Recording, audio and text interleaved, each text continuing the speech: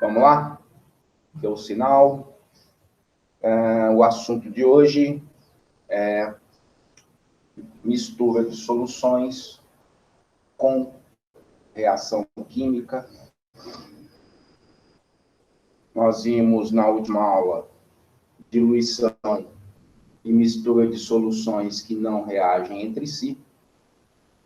Agora, a gente vem para mistura de soluções com reação, certo? Bom, ao chegar nessa parte, a gente vai rever uma outra parte da química que vai permitir que a gente desenvolva esse assunto melhor, né? Que é a parte de cálculo estequiométrico. Lembrando que cálculo estequiométrico é o cálculo das quantidades que reagem e ou são produzidas durante uma reação química. O cálculo estequiométrico está baseado nas leis ponderais. Lei de Lavoisier, lei da conservação das massas. Toda reação química feita em sistema fechado, a soma das massas reagentes é igual à soma das massas dos produtos, certo? E também baseado na lei das proporções constantes, que é a lei de Proust. Essa lei diz que qualquer substância, independente da sua origem, será sempre formada dos mesmos elementos e na mesma proporção em massa entre esses elementos. Então, são as duas leis básicas, chamadas leis ponderais, que regem o cálculo estequiométrico. Isso porque, quando nós misturamos soluções cujos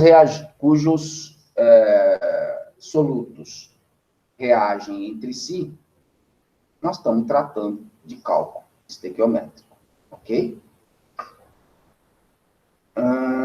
Não sei, eu acho que vocês não viram ainda, né, a parte de cálculo estequiométrico, mas nós vamos dar uma relembrada aqui para vocês como é que isso funciona, né? Lembrando que o cálculo estequiométrico está baseado nas duas leis e quem manda no cálculo estequiométrico sempre será a equação da reação devidamente balanceada, certo? Então, nós vamos fazer aqui, eu vou exemplificar para vocês e como é que isso vai acontecer, tá? Vamos escolher duas soluções que reajam entre si. Por exemplo, vamos usar o ácido sulfúrico, H2SO4, que vai reagir com uma solução de NaOH.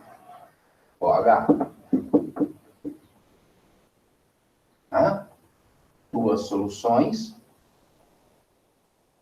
cujos solutos são ácido sulfúrico e hidróxido de sódio.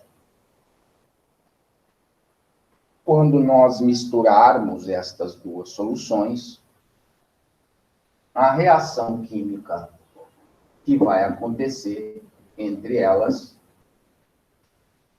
é uma reação de dupla troca. O cátion de uma se une ao ânion da outra. O cátion da outra se une ao ânion da primeira. Né?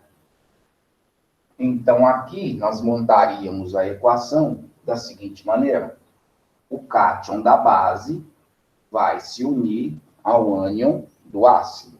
Então, o Na mais 1 vai se unir ao SO4, 2 menos do ácido, produzindo o sal Na2SO4.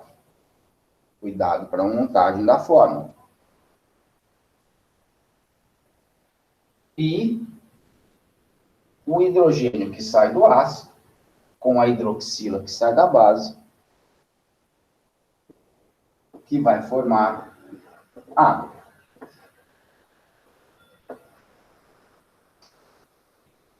O sulfato de sódio também estará em solução aquosa, é um sal solúvel, e a água formada é sempre líquida. E a gente tem, então, a equação da reação. Então, vamos lá. Eu vou colocar aqui soluções de ácido e base, que eu vou escolher aleatoriamente para a gente poder explicar como é que isso vai acontecer. Vamos lá, a solução ácida de H2SO4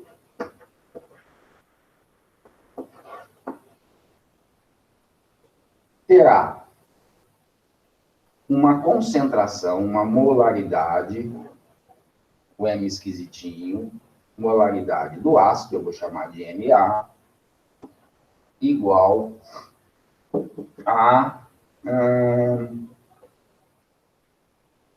0,5 mol por litro. Certo? E o volume desse ácido que eu vou misturar, dessa solução ácida, que eu vou chamar de VA, eu vou colocar 100 ml. 100 mililitros. Então, o nosso exemplo de mistura de soluções com reação, os dados da primeira solução serão esses. Para a base,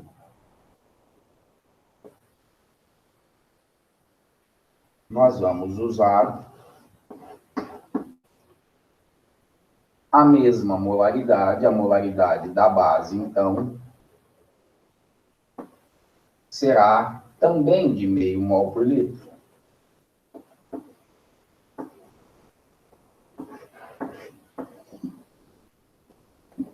E vamos usar o volume de base também de 100 ml, só para facilitar nossas contas, tá? Lembrando que, num exercício qualquer, molaridades e volumes vão ser diferentes dessas e podem ser qualquer uma delas, tá? Mas, basicamente, né, nós teríamos, então, um recipiente com um volume de 100 ml da solução ácida, cuja concentração é de meio mol por litro. E a solução básica, molaridade de meio mol por litro, também um volume de 100 ml, ok? Nós vamos juntar as duas soluções num único recipiente. Como existe compatibilidade química, são ácido e base, né? Essas duas soluções vão reagir entre si, ok? Se elas reagem,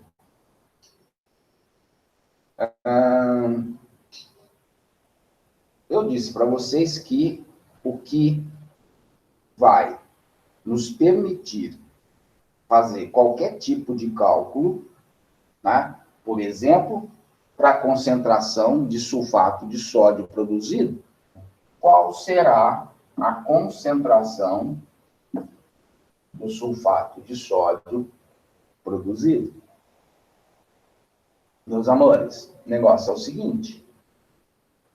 Se é cálculo estequiométrico, a gente precisa balancear a equação. Tá? Nós temos que ter aí a visão quantitativa dessa reação. Então, vou fazer, né, o acerto de coeficiente dessa reaçãozinha. Eu estou usando um diácido com uma monobase. Então, eu precisarei de 2 moléculas de NaOH para reagir com cada ácido. Serão formadas 1 de Na2SO4 e 2 de água. Então, nós temos aqui, né? Vou colocar o 1 aqui para saber que a gente já fez o balanceamento, tá? E nós estamos prontos para efetuar qualquer cálculo a partir disso. Lembrando que se eu tenho 1 de H2SO4 e 2 de NaOH, a proporção entre ácido e base é de 1 para 2 mol.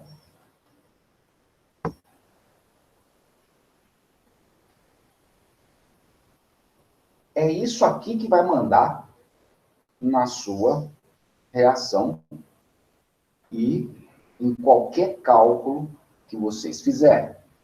Além disso, eu ainda tenho 1 mol do sal formado e 2 mols de água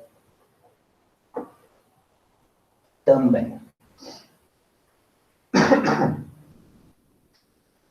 Agora é que vem a parte principal desse negócio. Como nós estamos misturando 2 soluções diferentes que reagem entre si, nós teremos para essa reação 2 quantidades de 2 reagentes diferentes. O cálculo estequiométrico nos ensina que quando você tem 2 quantidades de 2 reagentes diferentes, você é obrigado a imaginar que um dos 2 possa estar em excesso.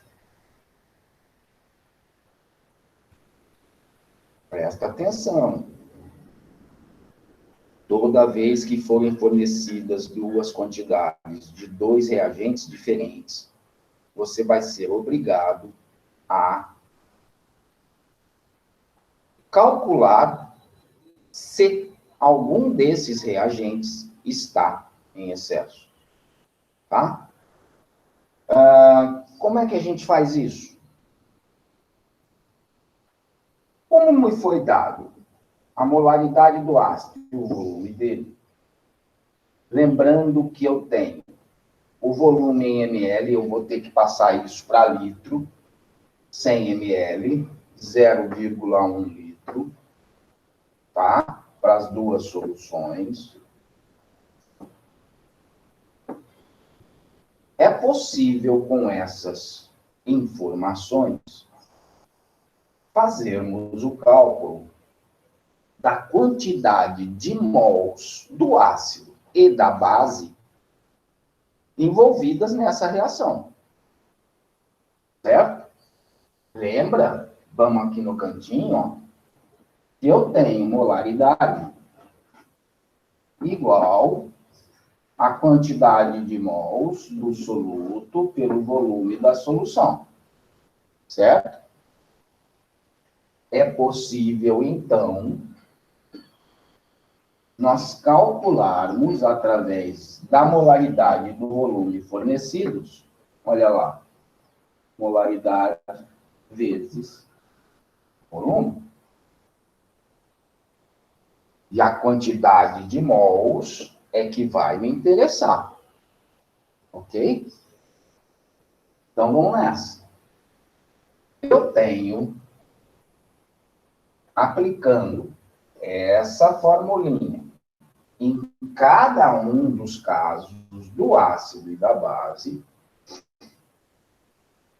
a quantidade de mols correspondente. Certo? Meio mol por litro, a molaridade, volume 0,1 litro. Então, a quantidade de mols do ácido em questão será a multiplicação de 0,5 por 0 vezes 0,1, porque vai me dar 0,05 mol do ácido disponível para reagir. Tá? Vou fazer a mesma coisa para a base. A quantidade de mols da base disponível para a reação também será de 0,05 mol, aplicando a mesma equação ali do cantinho. Então, eu tenho agora, né, as duas quantidades em mol disponíveis para a reação quando a gente misturar as duas.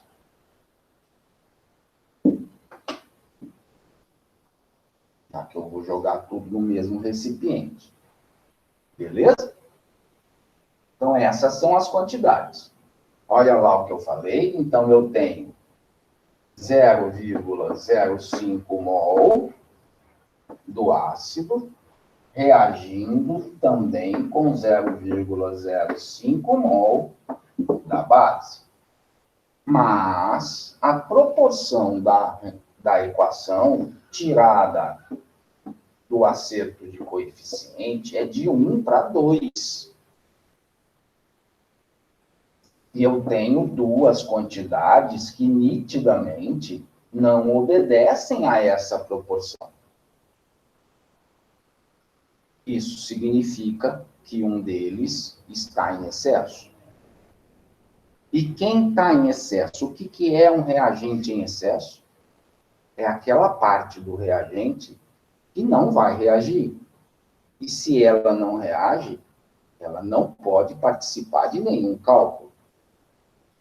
Tá certo? O que nós vamos ter que fazer é descobrir quem é que está em excesso e qual a quantidade de excesso. Tá? Como é que eu faço isso? Grão. Oi, fala. Ana Laura, bom dia. Bom dia. Eu não entendi porque necessariamente está em excesso. Ó, não é necessariamente. Tá? Eu poderia ter dado quantidades estequiométricas.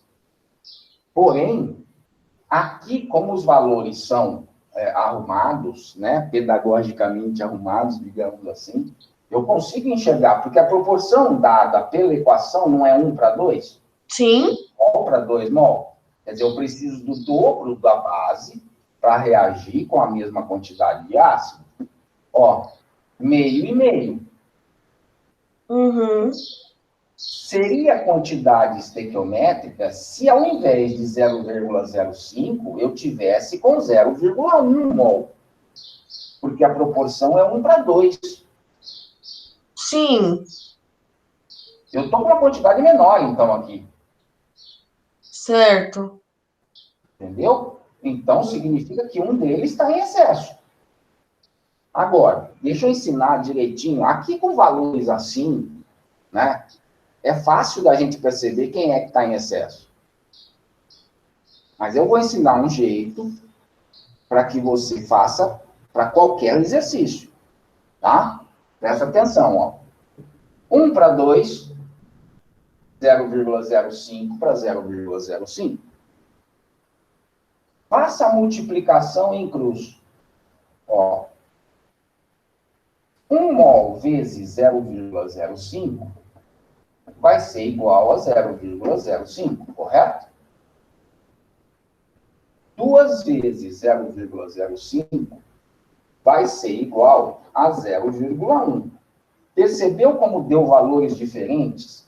Se essas quantidades aqui fossem quantidades estequiométricas, quer dizer, tudo do ácido reagiria com tudo da base, então, esses valores deveriam ser iguais quando você multiplica em cruz.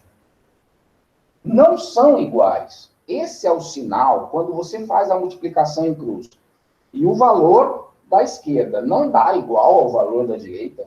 Isso significa que alguém está em excesso. Quem está em excesso?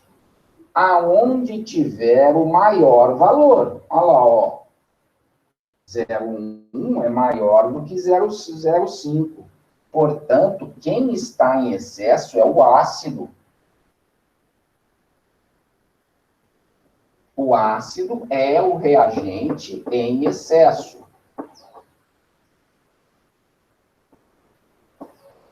Gão, licença, estava querendo saber isso esses dias que eu estava fazendo exercício. Eu posso justificar isso na segunda fase? Mostrar essa regrinha? Sim, lógico, meu anjo. Tá? Porque quando elas estão em quantidades estequiométricas, a multiplicação dos dois, tá, tem que dar igual. E se não dá igual, é porque um deles está em excesso. Tá? E o excesso será, então, aquele que sempre que tiver com maior valor. Ó, uma coisa que eu preciso chamar a atenção de vocês. Tem muita gente que monta problemas de cálculo estequiométrico invertendo isso aqui. Colocando primeiro as quantidades dadas e depois a quantidade, a proporção em mol dada pela equação. Se você inverter isso, essa regrinha que eu estou ensinando para vocês não funciona. Então, primeiro, proporção estequiométrica dada pela equação. Depois, as quantidades fornecidas para o problema em questão. Não inverta isso. Perceba que para você fazer cálculo cálculo estequiométrico, né, que na base são regras de 3, para o resultado da regra de 3, se você jogar um X aqui, estando invertido ou não, vai dar na mesma. Mas para fazer o cálculo da proporção, não dá. Tá? Então, cuidado. Primeiro, coloque a proporção em mol, dada pela equação. Depois, as quantidades fornecidas de cada um para o problema. Tudo bem? Tudo bem, Ana Laura? Certinho, Gão, obrigada. Nada. Então, a gente viu que aonde deu maior quantidade é que está em excesso. Então, H2SO4 está em excesso. O que significa? Que nem todo ácido fornecido, isto é, 0,05 mol dele, vão reagir. Vai reagir menos do que isso. Tá?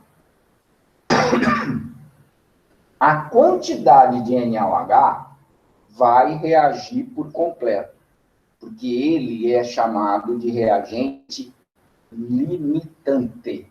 Reagente limitante é aquele que será consumido completamente durante a reação. Então, NaOH é reagente limitante. Ok? Bom, descobrir quem está em excesso. A partir do momento que eu sei qual é o reagente em excesso, se o problema não pedir quantidade dele que reage, ou a quantidade do excesso que sobra, eu já posso fazer o cálculo da quantidade produzida, a partir do reagente limitante. Deixo de fora quem está em excesso, nesse caso, o ácido. Tá? Então, a partir daí eu já posso fazer o cálculo daquilo que eu queria. Por exemplo, qual é a concentração do Na2SO4 na solução resultante? Depois eu vou voltar aqui para falar mais alguma coisa sobre o excesso, tá? Então, vamos com calma. Vou fazer o cálculo da quantidade, ou melhor, da quantidade em mol do Na2SO4. Ok? Vou usar, então, a proporção do limitante. Tenho aqui 2 mol da base para 1 mol do sal. Ótimo. Minha base da regra de 3. E agora, usando 0,05 mol, vou calcular o X, que eu vou chamar de N, do sal. A quantidade em mols do sal. Ok? Porque eu vou precisar dela para fazer o cálculo da concentração do sal resultante da reação. Ok? Então, fechando aqui a nossa regrinha de 3, certo? 2 para 1, 0,05 para NS. Vamos ver, então, a quantidade de mols do sal será 1 vezes 0,05, que vai me dar 0,05, sobre 2. Tudo bem, galera? Fazendo essa conta, N do sal será, então, 0,025 mol do sal produzido. Ok? Tenho a quantidade em mol do sal. Deixa eu apagar aqui.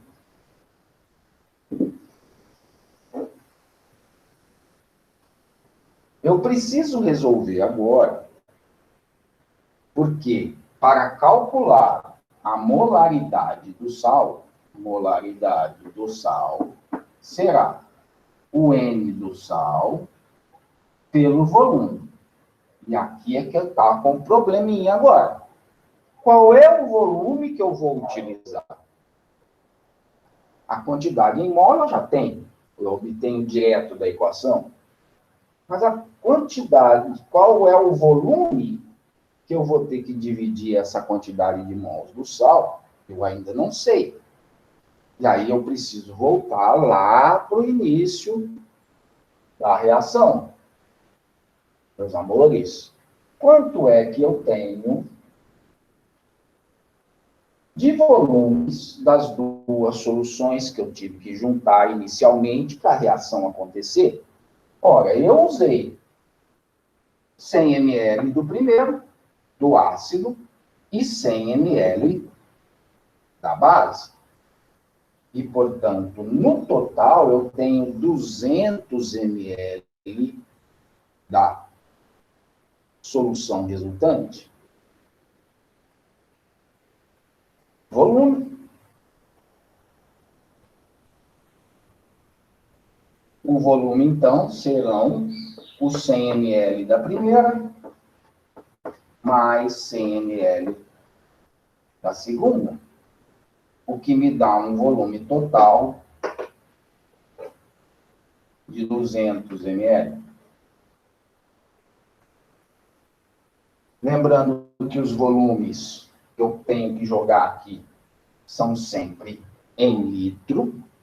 Eu vou converter 0,2 litros o volume total da solução resultante.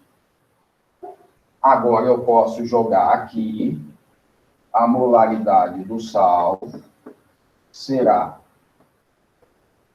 0,025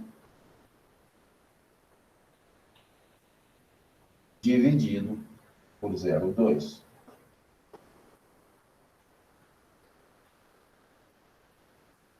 E eu tenho, através dessa continha, a molaridade do sal que foi produzido durante a reação. Então, duas coisas, eu já fiz o cálculo. A quantidade de mols do sal e a molaridade do sal na solução resultante. Ok? Tudo bem, galera? Alguma pergunta até aí? Pode abrir seu microfone, falar. Se quiser abrir sua câmera também, tá? Aí vocês aparecem aqui para mim, lindos e formosos, às 8h30 da manhã.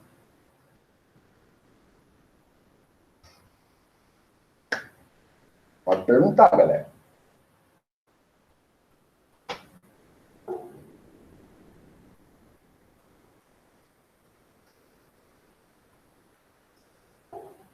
Nada no chat.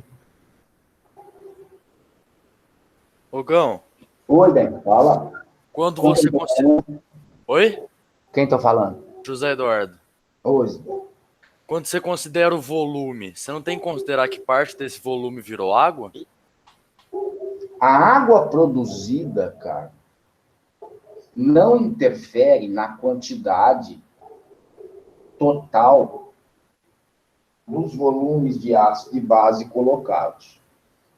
Perceba que nessa reação, 2 mols de água são formados, quer dizer, na prática, né, seria 0,05 mol pelas quantidades colocadas, né? Como a proporção entre a base e a água são as mesmas, e a quantidade em mol da base é 0,05, aqui eu teria 0,05 mol de água também. 0,05 mol de água, se você fizer isso em massa, vai ser 0,05 vezes 18. 18 é a massa molar da água. 0,05 mols de água é muito pouca água. Sua pergunta é excelente, viu, cara? Sua pergunta é excelente. Porém, a quantidade, tá, que vai ser produzida de água é desprezível. Tá? É desprezível. Ela não vai modificar os 200 ml que é resultante da soma dos 2 volumes das 2 soluções de ácido e base. Tá? E você, na prática, você nunca vai considerar essa quantidade de água para fazer a concentração do sal. Tá certo? É lógico que num laboratório, por exemplo, de alta precisão, um laboratório farmacêutico, que precisa das concentrações exatas, isso também terá que ser considerado. Tá legal? Porém, na maioria dos problemas de vestibular, essa quantidade de água produzida será sempre desprezada para cálculos da solução final.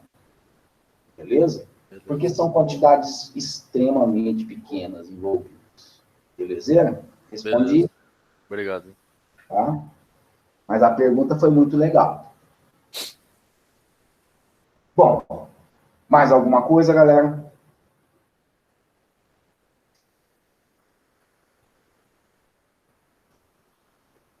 Bom, bonitinhos, então a nossa primeira parte de mistura de soluções com reação, né? A gente viu como calcular a quantidade aqui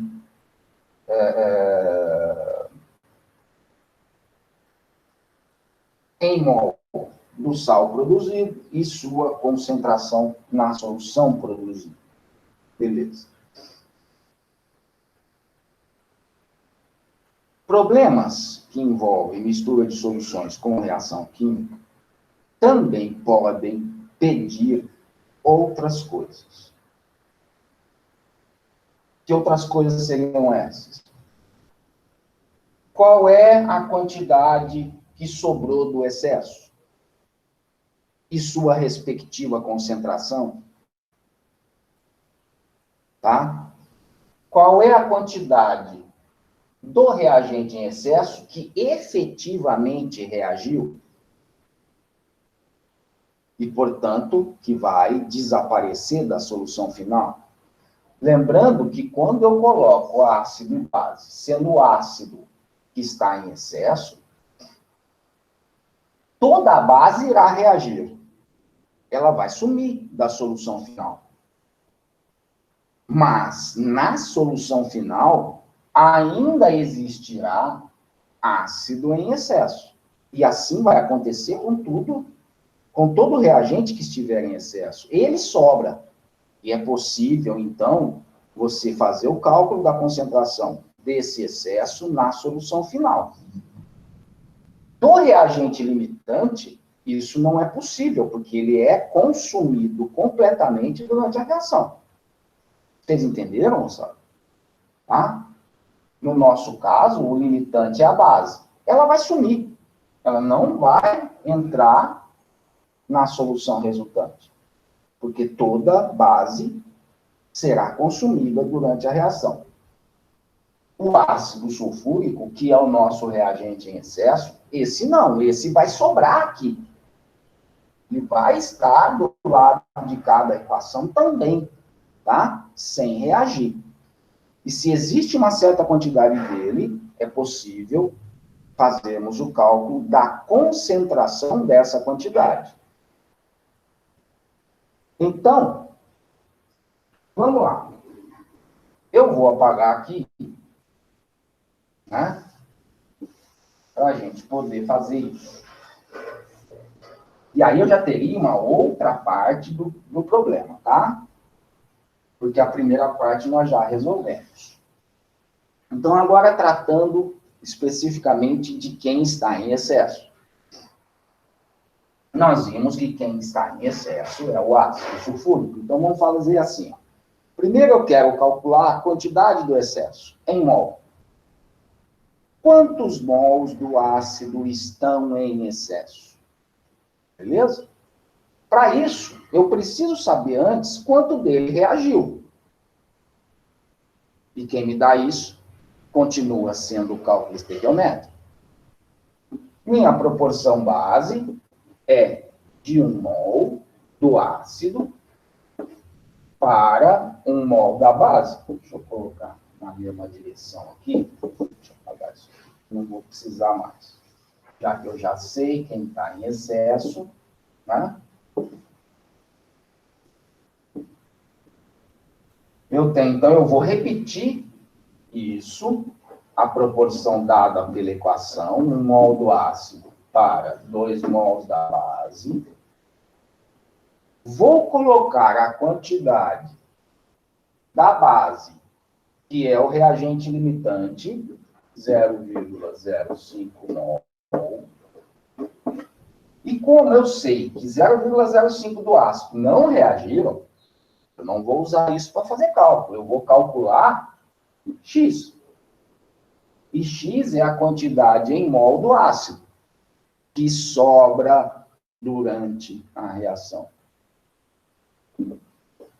Fazendo essa regrinha de 3 aqui, eu chego que 0,05 mol dividido por 2, certo? E, portanto, qual é a quantidade dele que reage? 0,025 mol. Então, do 0,05 que eu coloquei no início, quando eu misturei as duas soluções, apenas 0,025 mol reage. Beleza? Na prática, a metade dele reage. A outra metade não vai reagir. E vai fazer parte da solução final. Porque está tudo misturado. Né? Então, a quantidade em mols do excesso, vamos colocar aqui N do excesso, será 0,020, perdão, será a quantidade inicial, 0,05, aquela que está disponível, menos a quantidade que efetivamente reage, 0,025. Eu tenho, então, uma quantidade em mols do ácido em excesso de 0,025 mol, que não vão reagir. 0,025 reagem, 0,025 sobra. Ok?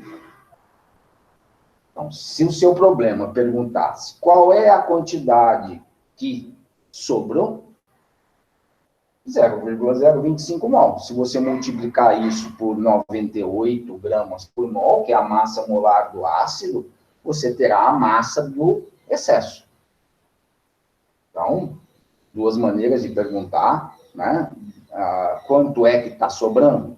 Ou em mol, quantidade de matéria, ou em massa. E aí você transforma mol em massa.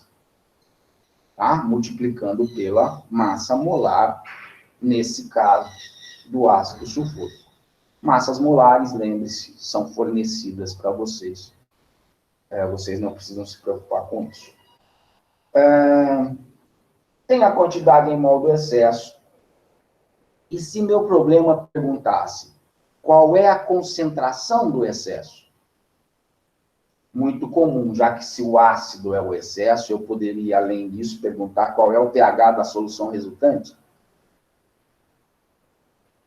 Se o ácido e se a base tivessem reagido por completo, a solução resultante é neutra. Principalmente porque esse sal aqui não vai dar hidrólise. Então, eu teria pH 7 para a solução resultante. Como houve excesso do ácido, esse pH será menor que 7, tá?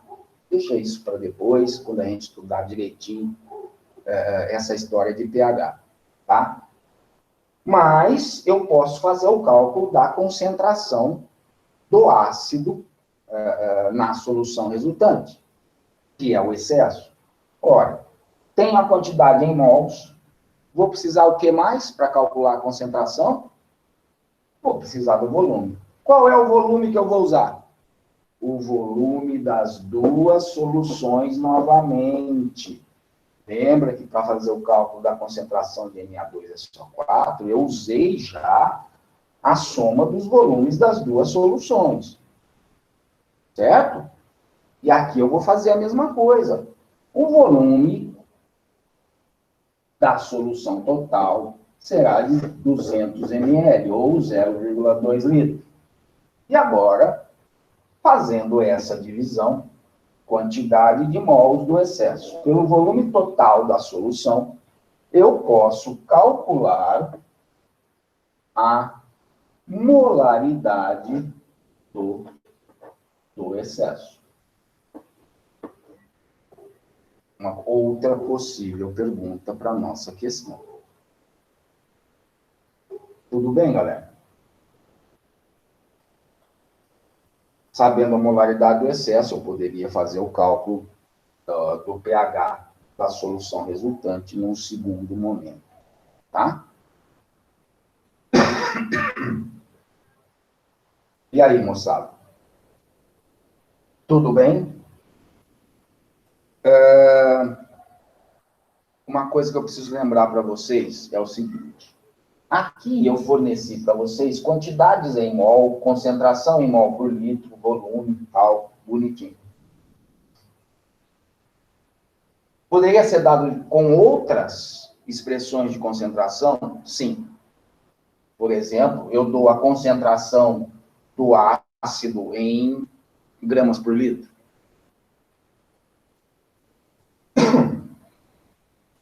Para mim fazer o cálculo, e todos os cálculos aqui, eu teria que transformar isso para quantidades em mol. Tá? Então, é muito comum, aliás, isso acontecer. Né? Eles te dão, no exercício, uma concentração que não é a concentração em quantidade de matéria, mol por litro, e pede a concentração final, por exemplo, né? Como a gente fez no início, em mol por litro. Para que você entre com as concentrações dadas, para fazer o cálculo estequiométrico, lembre-se, você vai ter que fazer a conversão de qualquer tipo de concentração que não seja em quantidade de matéria para concentrações em quantidade de matéria. Beleza?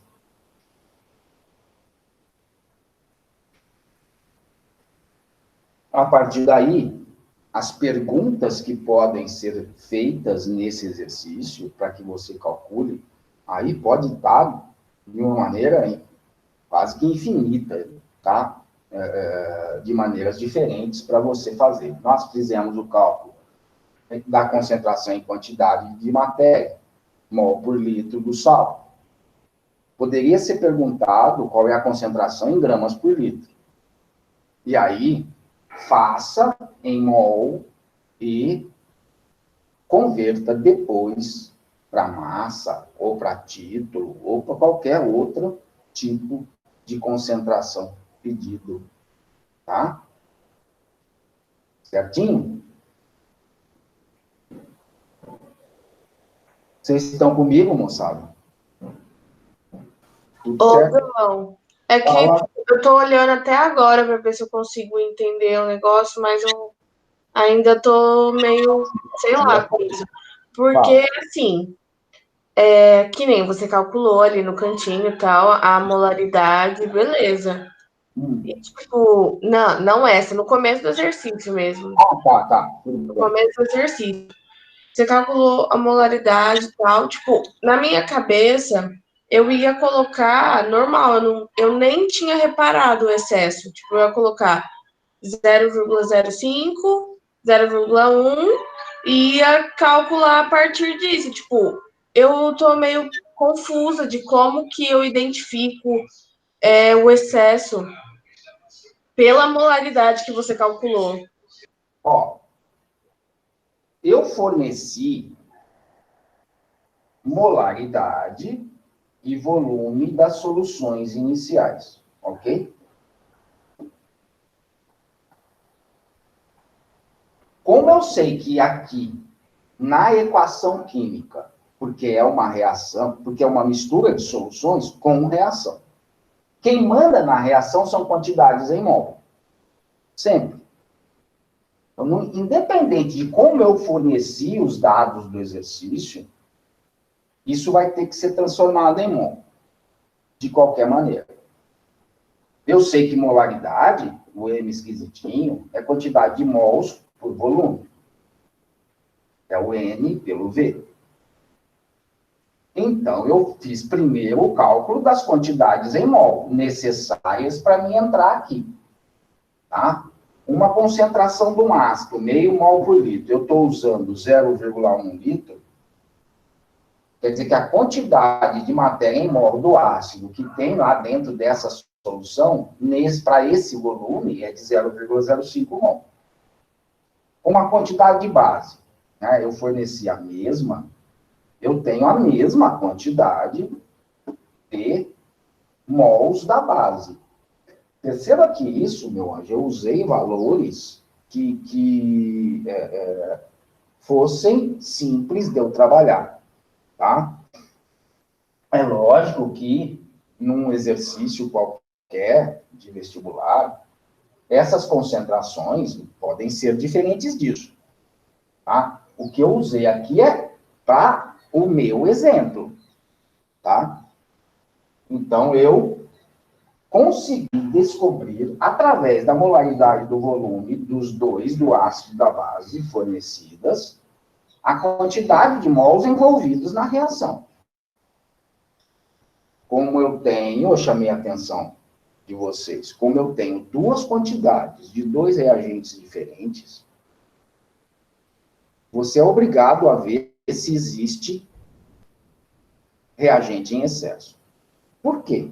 Porque reagentes em excesso fogem da proporção dada pela equação. E foi o que aconteceu. Minha equação dizia 1 do ácido para 2 da base. 1 do ácido para 2 da base.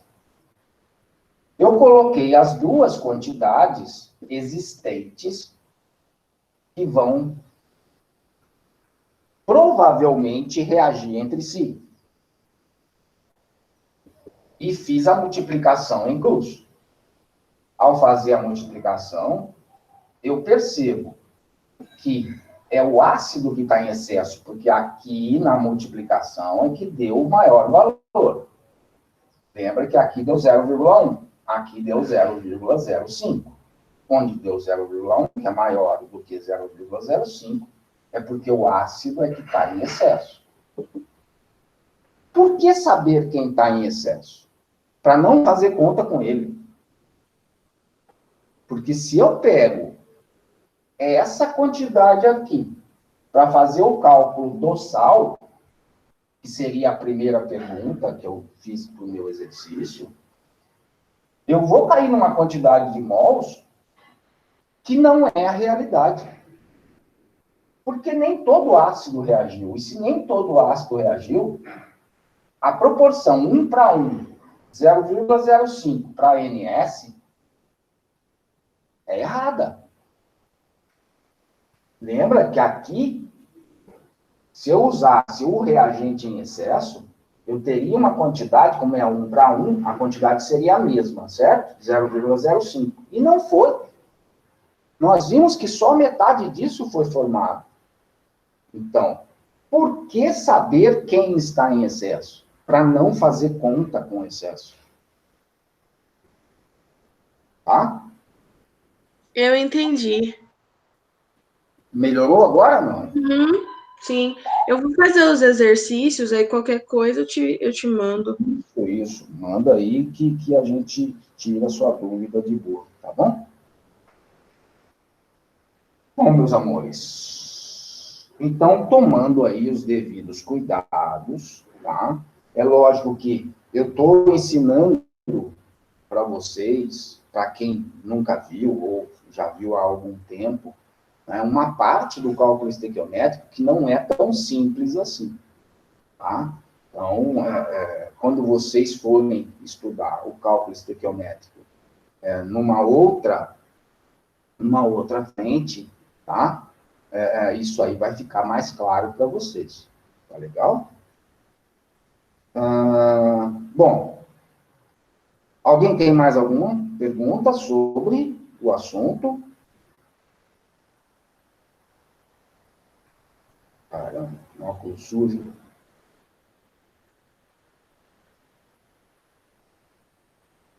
Se não há mais dúvidas, posso tocar o barco e entrar para a nossa segunda parte da aula, que é a titulação. Deixa eu apagar aqui para a gente poder... titulação é continuação disso que a gente está fazendo, tá? Na verdade, é a mesma coisa na prática. Tá bom?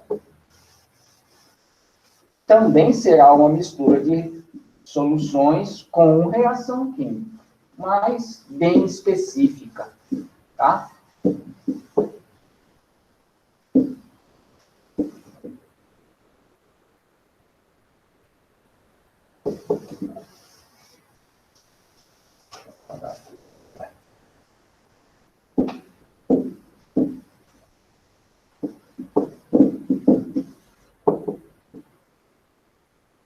Vamos lá, então. Nosso assunto agora é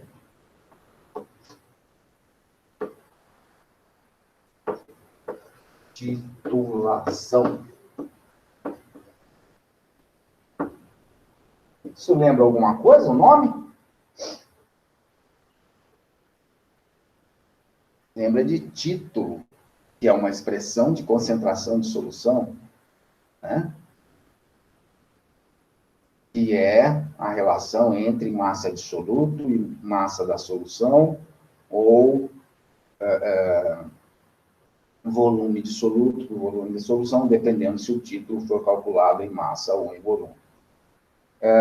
O nome titulação vem de concentração de solução, tá? Mas é uma técnica de laboratório muito utilizada e muito comum para a gente descobrir concentração de soluções desconhecidas.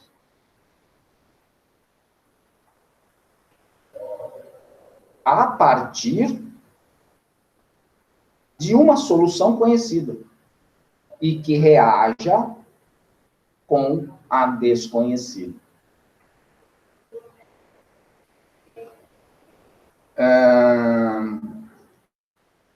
O negócio é o seguinte. Vocês já devem ter ouvido falar que... Só um instantinho. Um minuto.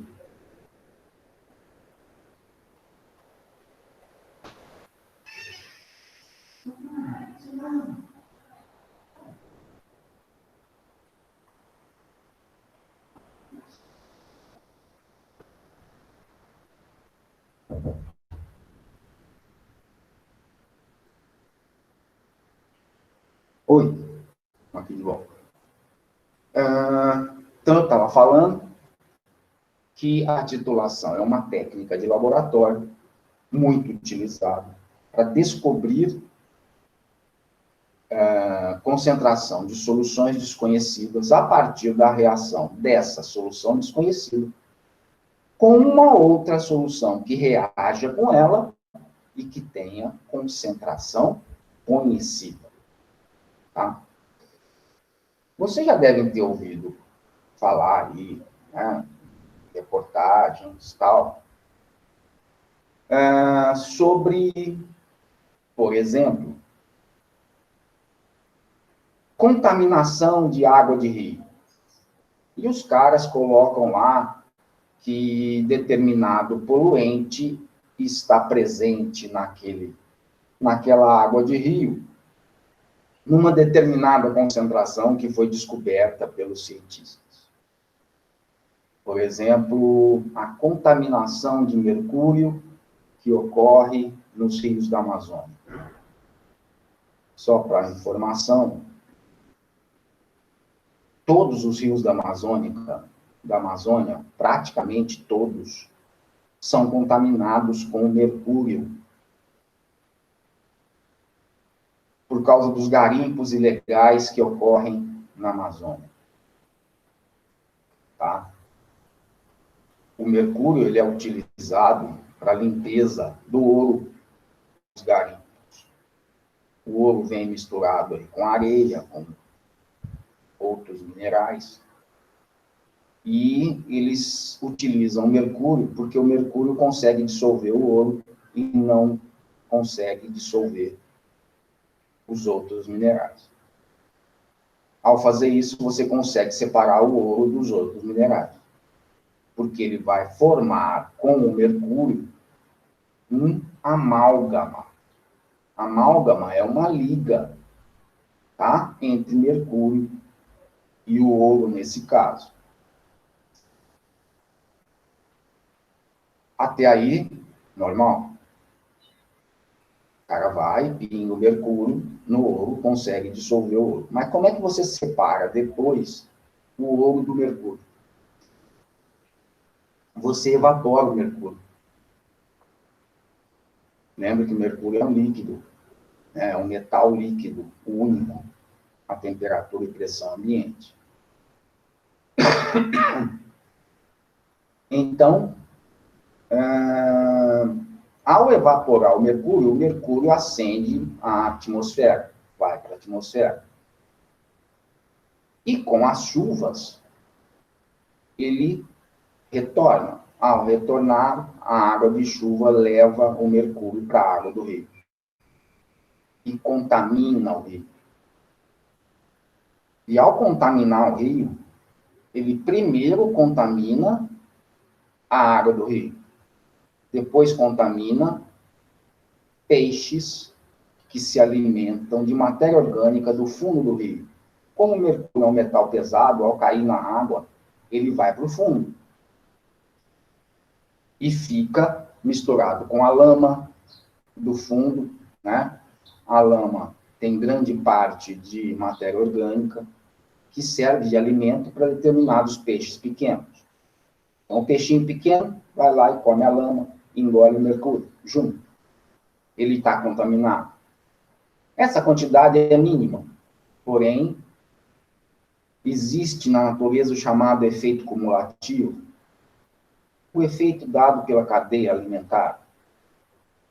Um peixe maior come um peixe pequeno contaminado, se contamina também, e se contamina pior do que o peixe pequeno, porque ele come um monte de peixe pequeno. Um peixe muito grande come o peixe que comeu o peixe pequeno. E aí vai se acumulando mercúrio ao longo da cadeia alimentar. E nessa cadeia alimentar, quem é que está por último nela? É o homem que come o peixe grande. Já comeu o peixe grande, ele se contamina com mercúrio. No caso da Amazônia, quem é que come o peixe grande? Além da população de lá, que se contamina, quem primeiro se contamina é o próprio garimpeiro, que contaminou a água. Então, praticamente todos, né? Os garimpeiros ilegais na Amazônia também estão contaminados com mercúrio, e a contaminação com mercúrio traz problemas de saúde extremamente sérios, mesmo que essa contaminação ocorra numa concentração muito pequena. Isso aí foi só um exemplo, tá? De como, né, isso funciona. E aí pesquisadores vão até esses rios da Amazônia, coletam água de lá e querem ver quem é o contaminante e qual a concentração do contaminante nessa água. Na maioria das vezes, a concentração ela será calculada por titulação. Tá? Eles sabem que o contaminante reage com determinadas substâncias, então ele monta uma titulação para poder determinar qual é a concentração daquele poluente naquela água recolhida e levada para análise. Tá certo? Então, é uma técnica altamente difundida dentro de um laboratório de análises químicas. Tá? Vamos agora explicar, né, que a titulação, dependendo do que você está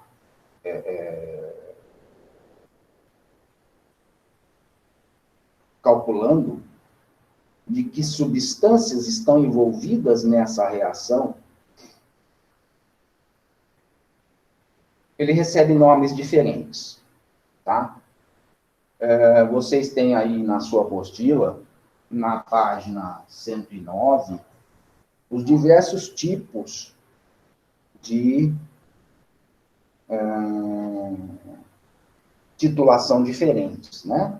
Você tem a acidimetria, alcalimetria, volumetria de precipitação, volumetria de oxirredução. A acidimetria e a alcalimetria seria para você descobrir concentrações de ácidos, acidimetria, ou de uma base, alcalimetria. A volumetria de precipitação envolveria uma reação de dupla troca com o precipitado de um dos produtos. A volumetria de oxirredução envolveria, lógico, uma reação de oxirredução. Tá? Então, dependendo do tipo de reação e do tipo de reagente envolvido, a titulação recebe nomes diferentes. Beleza?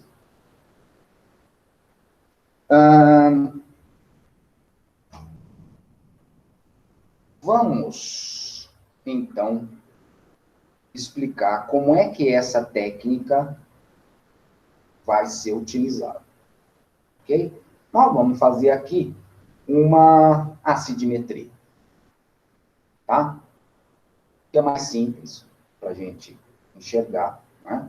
Poderia ser uma acidimetria ou uma alcalimetria. Né? Vamos escolher a acidimetria, quer dizer, eu tenho uma solução de ácido desconhecida e quero saber qual é a concentração desse ácido nessa solução desconhecida. Ok? Nós vamos utilizar no laboratório uma certa aparelhagem, uma certa vidraria para fazer isso, tá? E aí, você poderia estar perguntando aí, pensando com você, eu tenho que saber que vidraria é essa? Tem.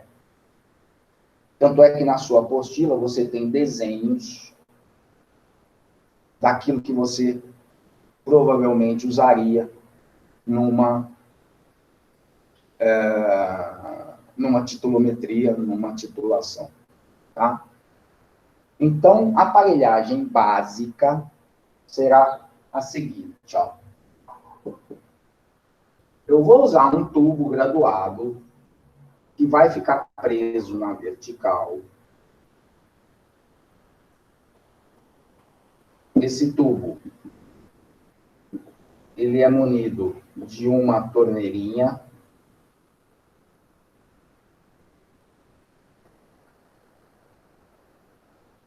Tá?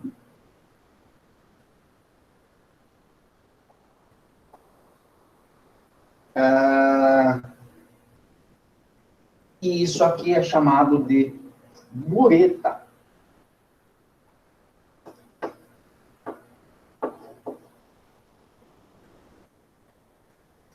Tá? Vocês têm um desenho aí de uma bureta na página também 109, tá certo?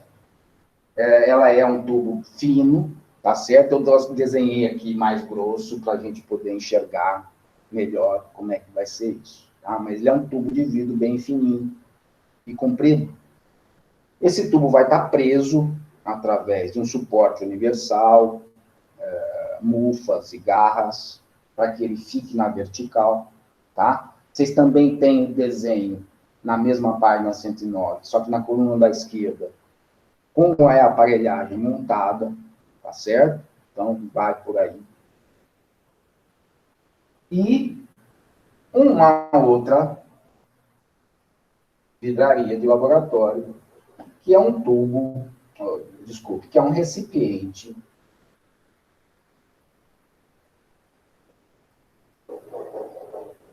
que tem uma forma triangular, tá? Vocês têm um desenho grande aí do Erlenmeyer. Olha lá o nome desse danado. Erlenmeyer. É uma palavra só, tá? É o nome de um pesquisador, né?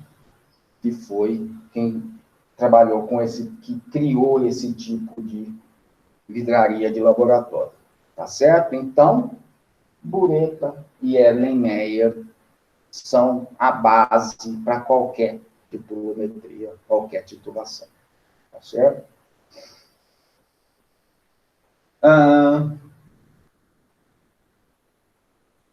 Na bureta, nós vamos colocar a substância desconhecida. Eu vou colocar aqui um sinal de interrogação. Beleza? Essa solução que tem concentração desconhecida, alguns chamam isso de solução problema, mas também de titulado. A solução que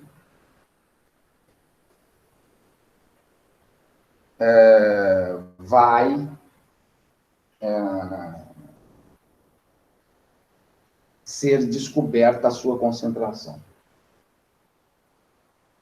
No Erlenmeyer, virá a solução de concentração conhecida, escolhida pelo químico, porque ele sabe que o que estiver aqui dentro necessariamente precisa reagir com o que está aqui em cima. Tá? Então, o químico ele precisa conhecer quem é o soluto dessa solução, para poder montar a titulometria correta. Ele não sabe qual é a concentração dela. Tá? O soluto é conhecido, mas a concentração é desconhecida. Será escolhido para colocar no Erlenmeyer a solução titulante, que é a solução de concentração conhecida. Tudo bem? Como eu escolhi para fazer uma acidimetria, vamos dizer, como exemplo, que eu vou tentar calcular a concentração de um ácido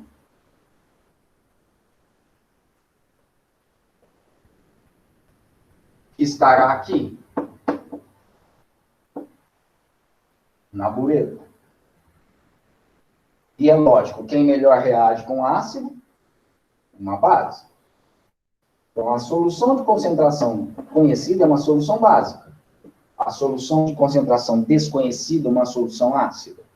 Eu quero descobrir qual é a concentração do ácido nessa solução. Para ficar mais bonitinho, vamos dizer que o nosso ácido seja o ácido clorídrico. Uma solução de ácido clorídrico. E eu vou usar como solução titulante uma base. A base eu vou escolher o hidróxido de sódio. A mesma que eu usei no exemplo passado. Tá certo?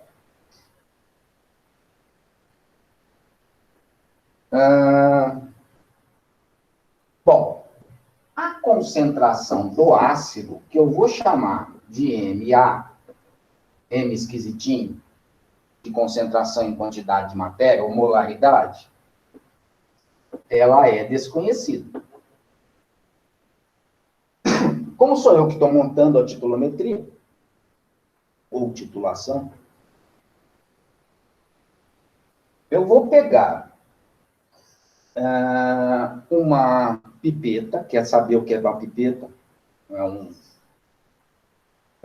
uma coluna bem fininha, onde ele é usado tanto para transportar soluções de um recipiente para outro, como também medir o volume que vai ser transportado. Vocês têm aí pipetas volumétricas, pipetas graduadas, dependendo do que você quer fazer, e você tem a imagem dessas pipetas também na página 109 da sua apostila. Dá uma olhadinha na coluna da direita aí, é o último desenho, tá? De uma pipeta. Eu vou usar, então, uma pipeta para colocar na bureta uma certa quantidade da solução ácida desconhecida, de concentração desconhecida. A bureta, moçada, ela é graduada, sendo que o zero dessa graduação está aqui em cima. É na parte de cima, tá? Para que você possa medir a quantidade dela, que ao abrir a torneirinha, o nível dela vai descer, certo? Estaria aqui. Aí eu vou encher a bureta até o zero. Nós chamamos essa operação assim mesmo. Zerar a bureta. Zerar a bureta é enchê-la até o zero. Tá? Eu vou encher com a solução ácida desconhecida até o zero. Beleza? No Erlenmeyer, o que eu vou colocar? A solução de concentração conhecida. Então, eu vou conhecer o M da base. O M esquisitinho da base é conhecido. E como sou eu que vou colocar isso aqui, o volume da base também é conhecido. Eu conheço duas coisas da solução titulante. Nesse caso, a solução básica de hidróxido de sódio. Eu conheço a sua molaridade e conheço também o seu volume. MB e VB são conhecidos. Tá?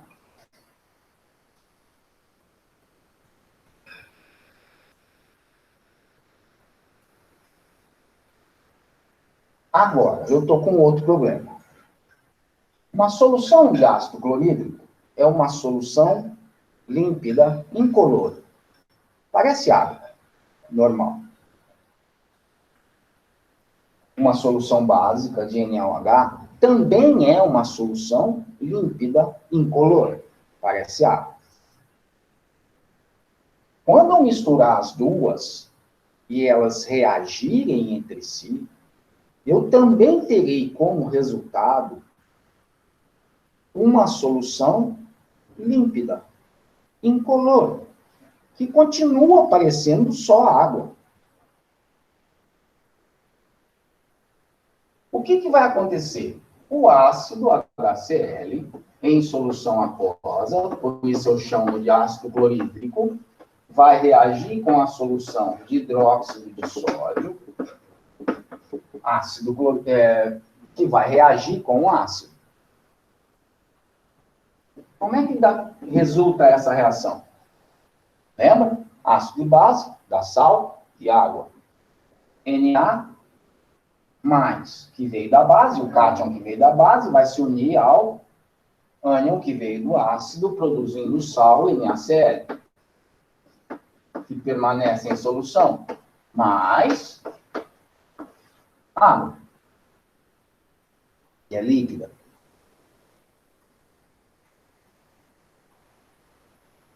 Uma solução incolor, ácida, que reage com uma solução incolor básica, que produz uma solução incolor, salina. Ora, como é que eu vou saber se a reação está acontecendo aqui ou não? Se tudo parece água, visualmente eu não teria diferença alguma.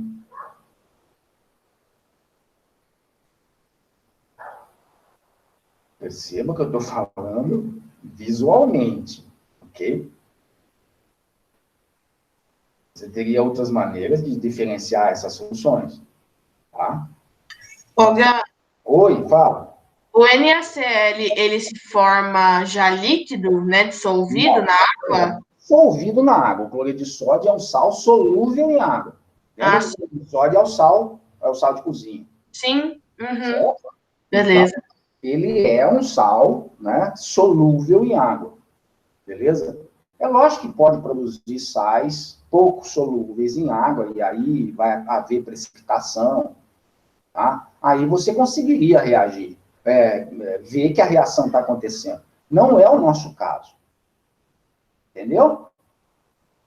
Entendi. Então, beleza. Vamos lá, então. Eu estou na parte aqui da titulação que eu preciso saber como é que a reação acontece. Porque vai acontecer um negócio seguinte, ó. Eu preciso descobrir, depois que eu coloquei a solução básica aqui dentro, e zerei a bureta, quando eu abrir a torneirinha, vai começar a pingar a solução ácida na base. E essa reação vai começar a acontecer. E aqui dentro eu vou ter o sal sendo formado. Ok? A titulação se baseia no seguinte. Qual é o volume de ácido necessário que eu vou medir na bureta até que toda a base seja consumida nessa reação. E toda a base tenha desaparecido. Lembra que o reagente limitante, ele some, né, da solução. Ao descobrir qual é o volume que foi necessário para reagir com toda a base que estava aqui dentro, eu vou saber qual é o volume do ácido que foi utilizado. Ora, se eu sei a molaridade, sei o volume, se eu sei o volume do ácido e quero descobrir a molaridade, tá? Eu tenho que descobrir quantos mols foram necessários de HCl reagirem para essa quantidade de NaOH. Porque aqui eu conheço a molaridade da base e o volume da base. Se eu conheço a concentração e o volume, necessariamente eu conheço a quantidade de mols da base que estão dentro do Erlenmeyer. Porque é só fazer molaridade da base vezes volume da base. Então, eu sei qual a quantidade de mols que tem aqui dentro para reagir. Eu preciso descobrir qual é o volume daqui que foi utilizado durante a reação para descobrir qual é essa concentração. Através da relação aqui existente na equação. Só que eu estou com aquele problema, né? O resultado da solução não muda de aspecto físico, tá? Muda de aspecto organoléptico, cuidado. Né? Ácidos têm gosto amargo, bases têm gosto adstringente, de fruta verde, e sais têm gosto salgado. Lá ninguém vai num laboratório ficar experimentando as soluções, né? Mesmo porque nós estamos lidando com ácido forte, né? Você não vai sentir o gosto dele amargo, você vai sentir dor, porque ele vai queimar a sua língua. Não se experimenta, tá? O aspecto visual é que me interessa, tá? Quando é que eu devo fechar a torneira para saber qual é o volume do ácido? Então, eu vou utilizar o seguinte, ó. Vocês sabem o que é fenolftaleína? A fenolftaleína é uma substância que muda de cor dependendo se ela está no meio ácido ou no meio básico.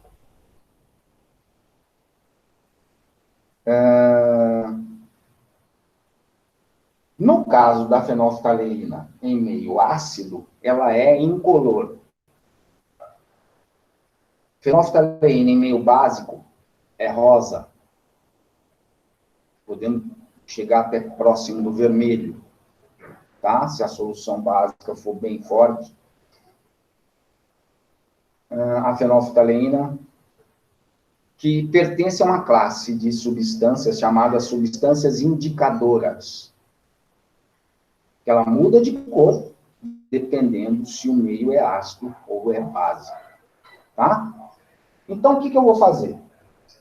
Eu vou colocar na solução do Erlenmeyer, a solução básica, no máximo 5 gotas de fenolftaleína. Tá?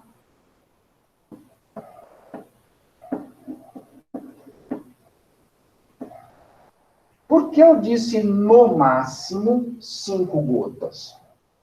Porque ela não pode influenciar no volume da base que já foi medido.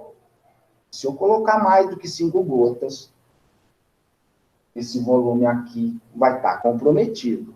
E eu posso obter resultados que não condizem com a realidade. Ao colocar a fenolftaleína aqui, toda a minha solução básica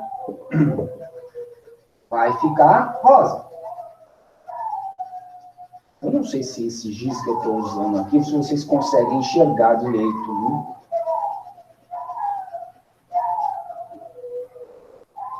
Olha o escândalo que o cachorro do vizinho faz.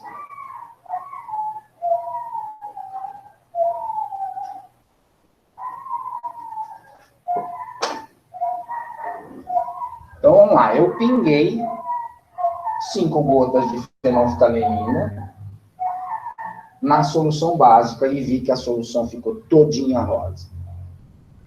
Certo? Lembra que a fenolftaleína em meio ácido, ela é incolor. Vamos lá. Como é que seria o procedimento agora da titulação? Né? O químico, né? O analista que estivesse trabalhando com isso. Eu que sou destro, né? Eu faço titulação, minha mão direita na torneirinha da bureta, certo? E minha mão esquerda segurando o Erlenmeyer. E a técnica é o seguinte: gira a torneira devagar da bureta e deixa cair uma gota do ácido, da solução ácida. Quando essa gota cair dentro do Erlenmeyer, vai haver a reação. E naquele lugar onde ela caiu, essa gota, vai ficar incolor. Quer dizer, o rosa desaparece. Porque caiu ácido. E ácido com fenolftaleína é incolor. Então, ali onde bateu aquela gota, momentaneamente ele fica incolor. Por isso, você precisa agitar o Erlenmeyer. E é isso, na prática, o que a gente faz. Abre a torneira, deixa pingar a solução ácida, bateu dentro do Erlenmeyer, agita. Então, abre, goteja, mexe. Abre, fecha, gotejou, mexeu. E vai fazendo isso. E essa reação aqui, o ácido que está pingando, né, no Erlenmeyer, vai reagindo com o NaOH do Erlenmeyer para formar o sal e a água. E essa reação vai consumindo o NaOH que está aqui. Né? Você está acrescentando a solução de HCl no NaOH. Então, vai caindo, vai caindo, vai caindo. Bom, o que acontece? Vai chegar uma hora que toda a base daqui reagiu. Vai cair uma gota em que tudo reagiu. Toda a base aqui presente. Aí, está na hora de você fechar. Porque quando cair a outra gota, tudo isso aqui que era rosa vai ficar incolor.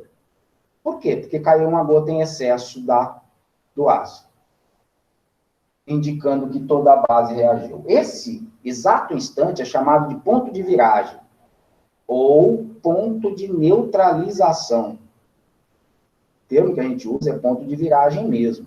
Tá? Então, isso vai estar escrito lá, o tal ponto de viragem é quando toda a reação aconteceu. Eu consumi toda a solução conhecida.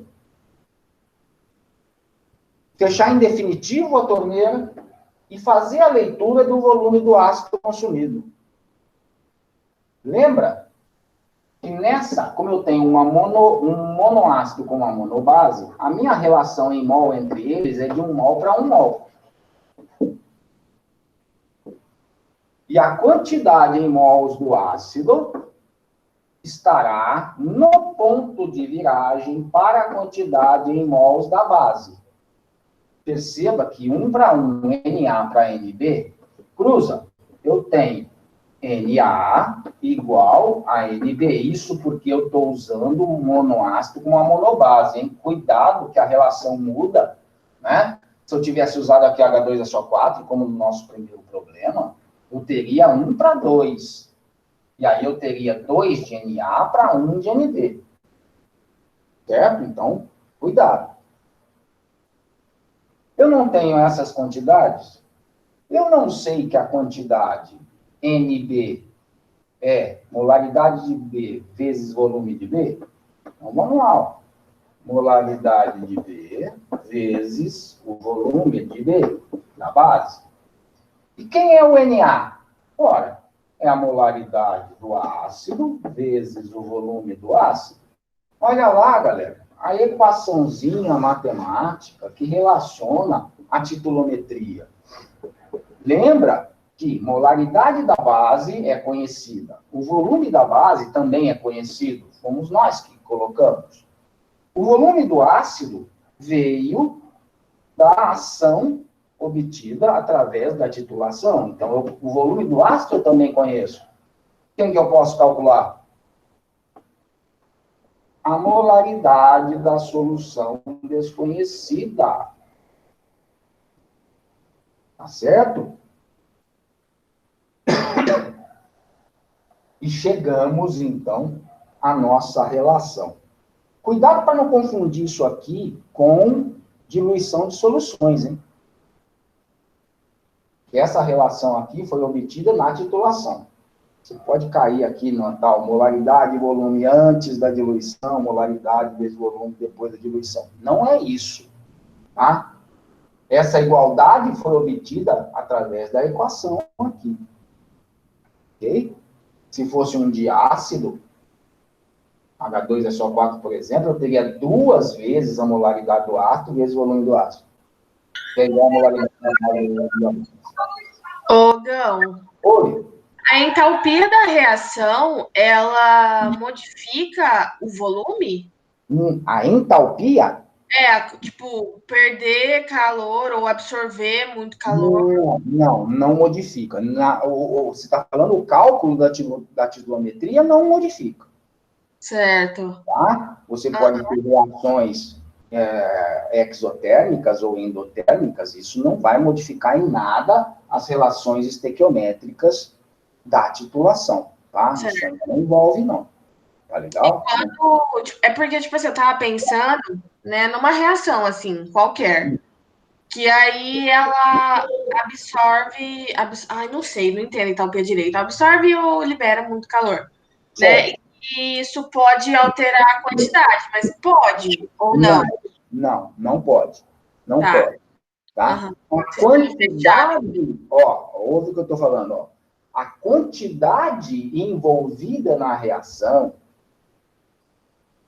é diretamente proporcional ao calor produzido ou consumido durante a reação, dependendo se ela é exo ou endotérmica. Tá? Então, a quantidade é proporcional à quantidade de calor. Tá certo? Agora, isso não interessa se a reação é endo ou exotérmica, isso não modifica a técnica da titulação. Certo. Tá legal? Uhum. Sem problema quanto a isso. Belezeiro? Fogão. Oi. Eu não sei se você já falou, mas a solução que eu quero vai ser sempre a que eu vou colocar na bureta? Ou nem sempre? Que a gente chama de titulado. Tá? Beleza. É a solução desconhecida. A solução conhecida sempre irá no Erlenmeyer, com um indicador característico para a reação que você está fazendo. Tá certo? Na bureta, sempre a desconhecida. Beleza? Fechou. Tá? Obrigado. Mais alguma coisa, meus amores? Porque nós chegamos ao final da nossa aula. Eu até queria ter feito algum exercício, mas vai ficar por conta de vocês aí, né? Façam os exercícios, por favor, porque é muito importante. Titulação vira e mexe, está caindo, né? Do mesmo jeito que a primeira parte da nossa matéria. Então, a aula de hoje foi extremamente importante, tá? Não deixa passar batido os exercícios, não. Tente fazê-los. Se tiver algum problema, se tiver alguma dúvida, entra no nosso grupo, né, no Zap, põe lá sua dúvida, que eu vou tentar sanar essa dúvida para vocês, tá? Pode demorar um pouquinho, mas eu vou resolver isso para vocês. Tá certo? Não fica com dúvida, de maneira nenhuma. Essa matéria é muito importante. Beleza. Tá certo? Tchauzinho para vocês. Obrigada, Gão. Boa semana. Fique em casa, que a coisa tá ficando preta. E bem estranha. Tchau, Gão. Obrigada. Valeu, Tchau. Gão. Um abraço. Tchau, tchau.